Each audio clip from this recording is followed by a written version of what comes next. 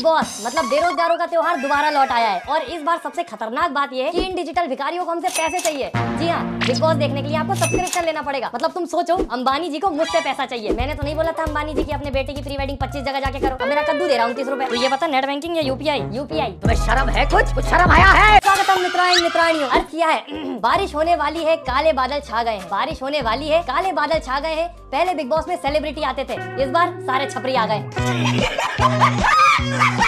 Big boss OTT 3 में दोस्तों बहुत सारी चीजें गड़बड़ है और जो सबसे बड़ी गड़बड़ है वो ये है कि इस बार सैलमॉन भाई नहीं है, उनकी जगह पे अनिल कपूर है। अब तुम सोचो, सैलमॉन भाई जब डांटते थे तो सब डर जाते थे। मेरे को तो डर है मजनू भाई जब डांटेंगे तो सब हंसने ना लगे। हमारे सैलमॉन भाई बिग बॉस के अकेले एक ऐसी चीज थे जो कि उसका स्टैंडर्ड बनाए हुए थे, पर जब उनको पता चला होगा कि वड़ा पाव वाली आ रही है तो उनने भी मना कर दिया। जब बिग बॉस वालों को खुद ही अपनी इज्जत प्यारी नहीं है तो मैं क्यों सोचूं? मैं जो हूँ वो हूँ।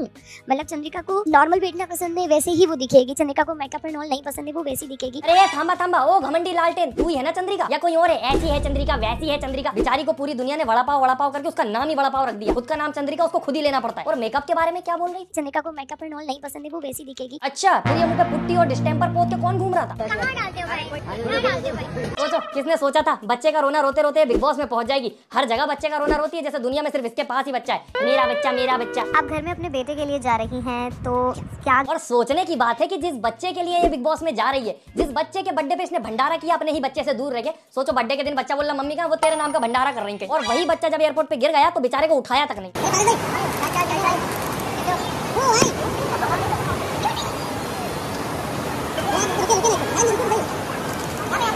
अब देखा मैंने, जैसे ही पापाराजी ने आवाज लगाई तुरंत रुक गई, पोज देने लग गई, और बेचारा पीछे बच्चा गिर गया। उससे किसी को कोई मतलब ही नहीं है। एक तो सच बताऊं तो इसका बच्चा कौन है पता भी नहीं चल पाता, क्योंकि इंटरनेट पे सर्च करो कि बड़ा पाव वाली का बच्चा तो वो आ जाता है ओवर एक्टिंग की दुकान।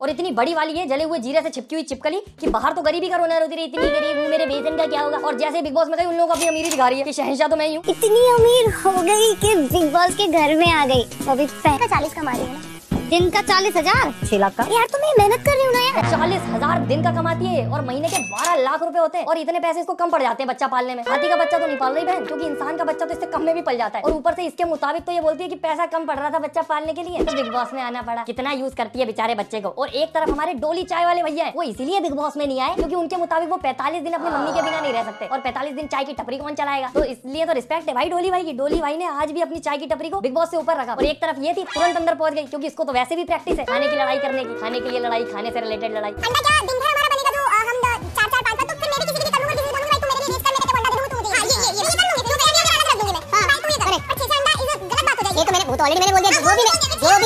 जो भी मेरे हिस्से का आता है उसकी बात हो रही है। पर आप 4 अंडा, जैसे आप एक बार मुझे ये सारा क्लियर करके बता दो कि सिर्फ सुबह अंडा खाना है, उसके बाद दोपहर में भी, लंच में भी, डिनर में हर वक्त अंडा चलेगा। यार एक क्लियर कर लो। एक तरफ ना जाने कितने वीगन लोग बेचारे दुनिया को सिखाने में लगे नॉन वेज मत खाओ, सुधर जाओ। दीवारों पे तक लिख के रखा बेचारों ने दुनिया भर की कि सुधर जाओ, नॉन वेज मत खाओ, वो भी एक जीव है। एक तरफ बिग बॉस है, अंडे की लड़ाइयां चलती है यहाँ पे। हर साल 2-4 लोग आते हैं जो सिर्फ अंडे की लड़ाई करते हैं, खाने की लड़ाई करते हैं। मैं ऑमलेट खाऊंगा। पर बात ऐसी नहीं है कि 45 दिन अगर कम खाएंगे तो मर जाएंगे, जिंदा नहीं रह पाएंगे। पर खाना जरूरी है, क्योंकि खाने से एनर्जी मिलती है, एनर्जी से लड़ पाएंगे, और लड़ेंगे नहीं तो जीतेंगे कैसे। बाकी पूजा भट्ट की कैटेगरी से आए हैं एक और डूबे हुए एक्टर रणवीर शोरे, जिनको कहीं ना देखा हो आपने तो चांदनी चौक टू चाइना में तो देखा ही होगा, जो हीरो को उल्लू बना देता है। पर क्या इन्हें बिग बॉस के अंदर इज्जत मिलेगी? ना, नक्को बिल्कुल नहीं। भैया आप क्या करते हो? मैं एक्टर हूँ। क्या किया है अभी तक? गजब बेइज्जती है। और जिसने बेचारे हीरो का मजाक उड़ाया उनका नाम है शिवानी। और सोचने की बात यह है कि शिवानी को कंपेयर किया जा रहा है मनीषा के साथ। अब मनीषा और शिवानी में बहुत सारे डिफरेंसेस होंगे, पर जो सबसे बड़ा डिफरेंस है वो ये है कि मनीषा अपना दिमाग चलाती है और शिवानी के अंदर दिमाग है या नहीं, यही अपने आप में बहुत बड़ा सवाल है।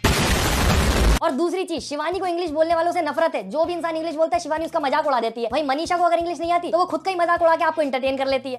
पर शिवानी जहाँ पे फंस जाती है वहाँ वो यूज करती है सबसे बढ़िया कार्ड, गरीबी कार्ड। दिमाग में प्रेशर दे कि तुम ये हो वो हो। हमारी लाइफ क्या है? हम एक गरीब परिवार से आए हैं, गरीब परिवार से हैं। हमें कोई गंवार भी बोलेगा, हाँ मैं हूँ गंवार। पूरा बिग बॉस देख रहा हूँ, ना किसी ने इसको गाँव की बोला, ना गरीब बोला, ना गवार बोला, ना नक्को बिल्कुल नहीं। और अगर किसी ने बोला तो वो ये खुद है। बिग बॉस के अंदर जाने से पहले सिंपैथी विंपैथी चालू हो गई कि भाई साहब मैं तो गाँव की हूँ, गवार हूँ, थोड़ी सी ऐसी हूँ, तो मुझे सपोर्ट करो प्लीज। और अंदर जाने के बाद भी बात पे मैं तो गाँव की हूँ, हमारे गाँव में ऐसे होता है, हम तो गाँव के हैं। हाँ भाई मान गए तू गाँव की, अब क्या सबको गोबर में लोट पड़वा के मानेगी कि तू गाँव की है?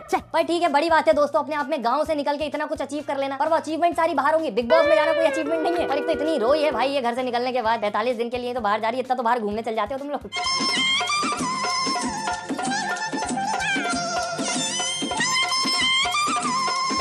अरे प्यारे भोले भाले लोगों, वो बॉर्डर पे जंग लड़ने नहीं जा रही है, वो बेरोजगारों के घर में जा रही है लड़ाई करने, जहाँ पर बहुत ज्यादा बदतमीजी होती है और बहुत बदतमीज लोग आते हैं एक से बढ़ के। यहाँ जाने के लिए रोना तो वैसे चाहिए, हाँ इस बात के लिए रो लो कि ये कहाँ जा रही है।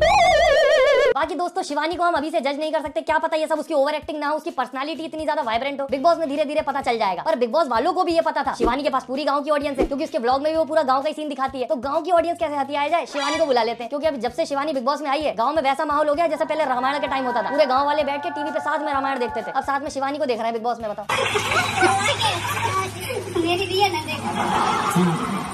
बाप रे, जितनी फैन फॉलोइंग दिख रही है ऐसे तो पूरे गांव वाले ही वोट देके शिवानी को जिता देंगे। पर दोस्तों हर चीज की दो साइड होती है, कुछ गांव वाले शिवानी के अगेंस्ट में भी हैं। उत्तर प्रदेश के ओरेला जिले के छोटे से गांव डिबियापुर की रील बनाने वाली लड़की Shivani Kumari big boss OTT 3 में पहुंच गई है। ये दूसरी लड़कियों को भी रील बनाने और अश्लील नृत्य करने के लिए प्रेरित करेगा। यार जहाँ तक मुझे पता है अश्लील नृत्य तो नहीं करती बेचारी, और कपड़े भी ठीक ठाक ही पहनती है। और जहाँ तक मैंने देखा ये फेमस हुई है हेलो फ्रेंडा बोल के। एक नया वर्ड था फ्रेंडा, वो इतना चला टिकटॉक पे कि वायरल हो गई।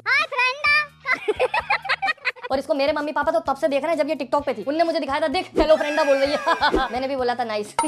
और इसीलिए अब इसके बारे में हम ज्यादा बात नहीं करेंगे। अब हम बात करेंगे अरमान मलिक जो कि विद फैमिली आ गए बिग बॉस में। हर सक्सेसफुल मर्द के पीछे एक औरत का हाथ होता है, आपके पीछे तो 2 औरतों और 4 हाथ हैं। कहाँ क्या तपस्या की थी भाई आप लोगों ने, आपने क्या तपस्या की थी? और कुछ नहीं किया। ये भाई ग्लोरीफाई क्यों कर रहे हो इस चीज को? कोई अच्छा काम नहीं किया दो शादी करके जो उसके लिए तपस्या करनी पड़े कि कौन सी तपस्या करी थी? मैगी के पैकेट में 2 मसाले नहीं निकल गए जो इतनी खुशियां मनाई जा रही हैं। क्या तपस्या की थी भाई आप लोगों ने, आपने क्या तपस्या की थी? ऐसी चीजें होती है दोस्तों जब मुझे सैलमोन भाई की याद आने लग जाती है। अभी वो होते तो सही मजे लेते, क्योंकि मामला फिर पर्सनल हो जाता कि उनके पास एक भी नहीं है, इनके पास 2 है। बताओ गजब बेइज्जती है। और दोस्तों बिग बॉस वालों का मेरे को समझ नहीं आया कि इनको नॉर्मल इन्विटेशन कार्ड भेजा था या फिर शादी का इन्विटेशन कार्ड भेजा था जो सा परिवार चले आए। और सोचने की बात ये है दोस्तों कि इनके 4 बच्चे हैं जिनको ये घर पे छोड़ के तीनों के तीनों बिग बॉस में आ गए। अगर 2 आते तो एक माँ बच्चे पाल लेती, पर नहीं, तीनों बिग बॉस में आएंगे तभी तो सही TRP मिलेगी। जब अरमान मलिक के सामने ऑप्शन आएगा कि दोनों बीवियों में से कोई एक चूज करो, और वो जाके किसी तीसरी को चूज कर लेगा। पर दोस्तों हंसने वाली बात तो ये कि अरमान भाई अंदर जाके लोगों को बता रहे हैं कि हाउ टू मैनेज 2 वाइफ्स। एक नहीं संभाल पाए तो मुझे लगा कि आपके अंदर कुछ क्वालिटीज कम होंगी, इसलिए आप नहीं संभाल पाए। तो समझ में आया अरमान भाई। तो पहली चीज आप सीख लो कि हर चीज सेम नहीं होती। आप जो कर पाओगे वो मैं नहीं कर पाऊंगा। और कुछ चीजें कुदरत देती है तो कुदरत के सामने हमारी नहीं चलती। पहला तो ये है कि रिश्ता मैं नहीं चला रहा, ये रिश्ता चला ये दोनों। और हर आदमी चाहता है इसकी 2 वाइफ हो। पहली बात तो ये कौन से पतियों से पूछ लिया जिनको 2 वाइफ चाहिए? और ये क्या होता है भाई कि सबको 2 वाइफ चाहिए होती है? वाइफ है भाई, चप्पल नहीं है कि एक जोड़ी में 2 चप्पल तो लगेंगी ही लगेंगी। बाकी अरमान भाई की एक बात से सहमत हूं मैं कि कुछ क्वालिटीज है उनके अंदर जो सबके अंदर नहीं है। एक लेवल की बेशर्मी चाहिए उल्टे काम करके उसको फ्लेक्स करने के लिए। ये 2 वाइफ है भाई, सबको चाहिए मेरी बात पर। बाकी इस बार ये भी पता चल जाएगा कि इन 2 सौतनों में व्लॉग्स के अंदर जितना प्यार दिखता है वो सच में है भी या नहीं। यहाँ पे लड़ाई झगड़ा देख के मजे ही अलग आएगा। और हर बार दोस्तों बिग बॉस में फॉरेनर आता था, फॉरेनर कोटे से। इस बार नहीं बुलाया उन्होंने कि वो आता है पहले हफ्ते में चला जाता है, कोई मतलब निकलता नहीं है। इस बार उसकी जगह ने नेजीदा बा को बुलाया है। वो इतना कम बोल रहे हैं कि समझ ही नहीं आ रहा है भी या नहीं। तो मेरे में बर्तन धो रही थी तो मुझे आके बोला आपने नाश्ता किया? अच्छा। तो मैंने बोला हाँ मैंने किया। तो मैंने बोला मैंने 2 अंडे खाए ना, तो उसको टॉन्टिंग लगी। तो मैंने कहा लिसन, देखो ये लगा कि अगर मैं तुझे ये बोल रही हूँ कि तू सिर्फ 2 अंडे दिन में खा देना, आई एम रॉन्ग। आप मुझे बस कैप्टन बना दो, मैं बताती हूँ रूल क्या होता है ऐसे। भाई साहब मैं भी बिल्कुल नेजी जैसा ही हूँ, एकदम इंट्रोवर्ट। हाँ हूँ बोल के कन्वर्सेशन से बच के निकल जाओ, क्योंकि अपन एक बोलेंगे सामने वाला 4 बोलेगा। इतनी बातें करनी पड़ेगी, इतनी एनर्जी है कि इसमें आलस आती है भाई अपन को। तो I can feel you Naezy भाई। बाकी अभी तक जितने भी बिग बॉस में रैपर गए वो जीत के आए हैं। ये पहला रैपर होगा जो पहले हफ्ते निकलने का दम रखता है। और हमारे प्यारे लवकेश भाई, एल्विश भाई का बेस्ट फ्रेंड, वो जब बिग बॉस में गया, जब मुझे पता लगा इसका नाम कटारिया नहीं है, कटारिया तो सरनेम है, इसका नाम लवकेश है। और जब ये सब लोगों से मिलकर अपने इंट्रो दे रहा था तो ऐसा लग रहा था प्यार का पंछी प्यार बांट रहा है। Love love love love love.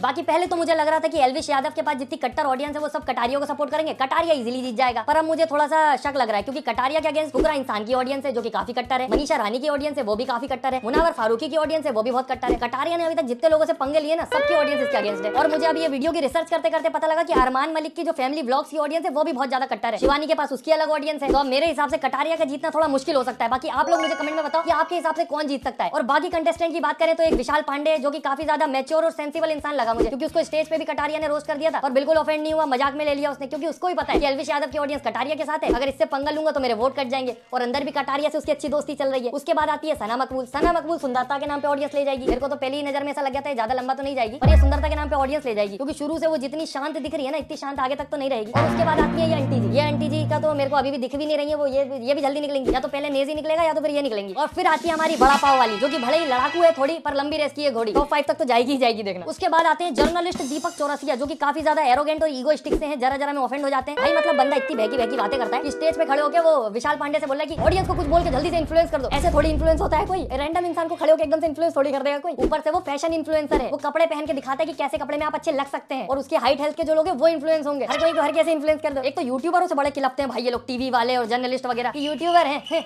YouTuber हैं, क्या पता देखता कौन है इन्हें। और फिर आखिरी में यूट्यूबर ही जीत के निकलता है, बैठे रह जाते, फिर कहते हैं कि इनके पास तो ऑडियंस थी, हमारे पास ऑडियंस नहीं थी, क्योंकि तुम वो ऑडियंस का मजाक उड़ा रहे थे पूरे टाइम। और टीवी एक्टर की तरफ से आए साई केतन राव, जो कि एंट्री पे ही ओवर एक्टिंग करना चालू कर दी थी। शुरू हुआ, अंदर घुसा और रोने लग गया, और थोड़ा अंदर गया, अपनी कहानियां सुना के रोने लग गया। एक शालीन, ये लोग जानबूझ के हर बार लाते हैं कि एक तो होना चाहिए ओवर एक्टिंग, बाकी लड़ भी पूरा जी जान से रहा है वो। और फिर आती है वो, क्या नाम है, सना, कौन सी है, सना सुल्तान, जो कि शायरियां वगैरह सुना रही है। वो तो बाहर वाली, मुझे लगता नहीं जीतने की उम्मीद है उसकी, क्योंकि बाहर वाली थोड़ी जीतेगी जिसको सारी खबरें मिल रही। और एक पोलोमी है, जिसको तो मैं जानता भी नहीं हूँ कौन है, कैसी, और अभी दिख भी नहीं रही। अगर वो बेबी का जैसे विलेन बनने की दम रखती है तो ही आखिरी तक टिक पाएगी, वरना वो भी निकल जाएगी। और फिर आता है नीरज गोयत। नीरज गोयत से तो मुझे सच बताऊं बिग बॉस में जाने की उम्मीद भी नहीं थी, क्योंकि काफी ज्यादा इज्जतदार इन्फ्लुएंसर था, वो भी हो सकता है जीत जाए, पर वो जितना मैच्योर और सही दिखा है अभी तक, मुझे लगता नहीं बिग बॉस में छीछा लेकर मचा पाएगा वो। बाकी अभी नीरज गोयत के बारे में ज्यादा कुछ पता नहीं है, तो क्या पता कुछ अनएक्सपेक्टेड कर दे। बाकी मुझे तो यही लगता है कि आप लोग अभी एक चीज कर सकते हो, वीडियो को लाइक और फेवरेट पार्ट कमेंट और चैनल सब्सक्राइब। प्लीज दोस्तों चैनल सब्सक्राइब करें, वीडियो लाइक करें, और अपनी पिछली ससुराल सिमर वाली वीडियो देखें, 2000 एपिसोड देख के माथा खपाया मैंने, तो मेरी मेहनत सफल कर देना। और मुझे कमेंट में बताएं किस टॉपिक पे आप रोस्ट देखना चाहते हैं, तो उस पर ही बनाएंगे। Okay, ta-ta bye bye, good night, धन्यवाद, मिलते हैं फिर से।